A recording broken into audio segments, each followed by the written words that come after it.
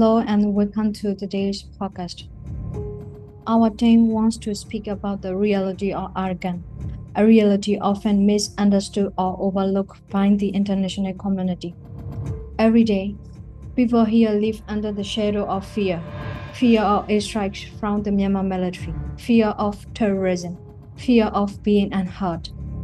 Our goal today is to articulate what is really happening on the ground of Arakan so that the world can see beyond headlines and empty reports and instead feel the real suffering and resilience of the Arakan people. Almost every single day, the Myanmar military carries out brutal airstrikes on towns and villages in Arakan. These are not attacks on battlefields, but on ordinary people, farmers, mothers, children, and the elderly. Homes are destroyed, schools are hit, and lives are lost. These airstrikes are deliberate acts of cruelty, war crimes, crimes against humanity. The people of Arakan bleed every day, and yet the world still remains silent. The truth is, this suffering is systematic, and it's aimed at breaking our spirit, but our spirit remains unbroken. In the face of this brutality, the Arakan army is fighting not for one people, not for one group, not for one religion, but for the freedom of all people in Arakan. Their struggle is not just military, it's moral. They are resisting a dictatorship that thrives on fear and blood. For many local people, the Arakan army represents hope, a hope that one day Arakan can be free, peaceful, and a home where every community has dignity. This is not an easy fight. It's a fight that comes with sacrifices, but it's a fight for the freedom of all in Arakan. While the people of Arakan face bombs from the sky, there is also another shadow, the presence of ASA, Arakan Rohingya Salvation Army, a group that used the name of religion to justify terrorism.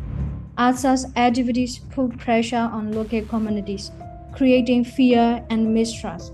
It's painful to say this, but many Rohingya and Bangladesh camps and so-called Rohingya activists openly support ASA's actions, calling them a struggle for freedom, but in the name of Allah.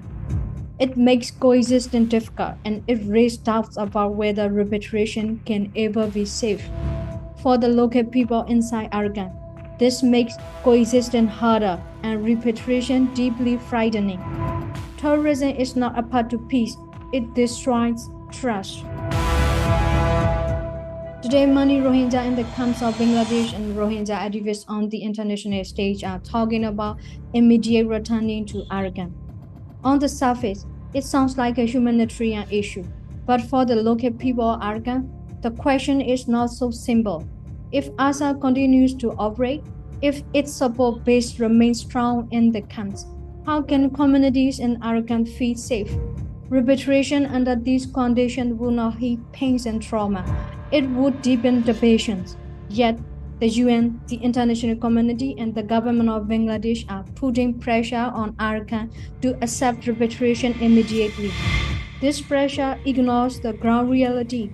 It ignores the fear of Arakan's people who are already suffering daily from airstrikes and war and terrorist acts of ASA.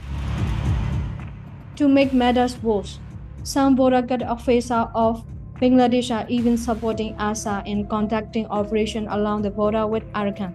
This is not just a rumor, it's a live reality witnessed by locals. Instead of acting a good neighbor, such actions risk fueling instability and giving terrorists the space to operate. For the people living in northern Arakan, this is an added layer of insecurity that makes daily life even harder. And so, we want to end this message with a clear appeal to the international community and to the government of Bangladesh. Please look at Arakan with empathy and honesty. Do not pressure us into decisions that ignore our pain. Do not simplify our complex reality into an easy narrative of repatriation. Understand the daily suffering caused by Myanmar military. Understand the struggle of the Arakan army to bring freedom for all. And understand the fear and mistrust created by ASA's terrorism. What the people of Arakan need most right now is not pressure, but solidarity. No more pain or trauma, but healing.